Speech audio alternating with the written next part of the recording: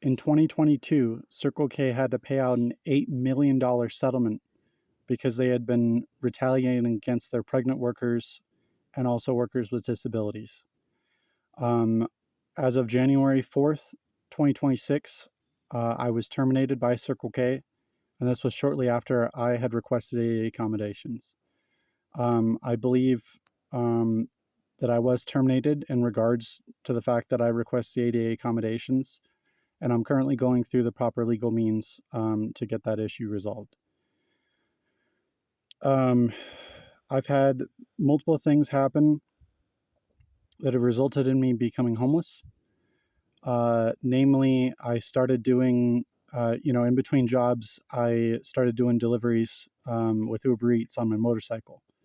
On January 10th, I was then struck by a car. I was not at fault for this accident, but that accident resulted in me getting a broken toe.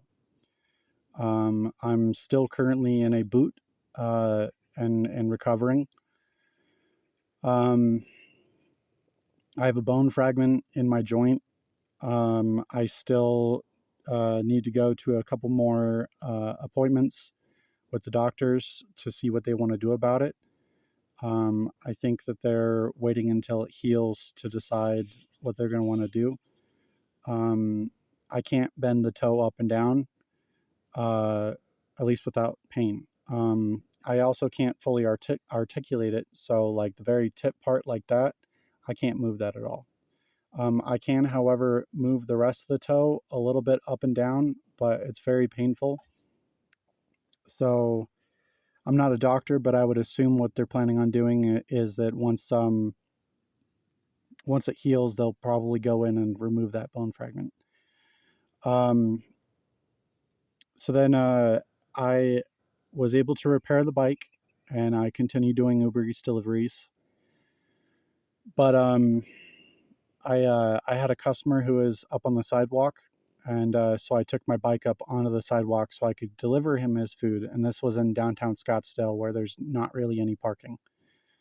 I was then immediately pulled over by a motorcycle cop and then written a ticket. I was not aware at the time that when the insurance company had totaled my vehicle, that when you get a salvage title, they rescind your registration. And then they require you to go down to to ADOT and do an inspection before they reissue your registration. So not only did I get the ticket for riding on the sidewalk, but I also got a ticket for no registration.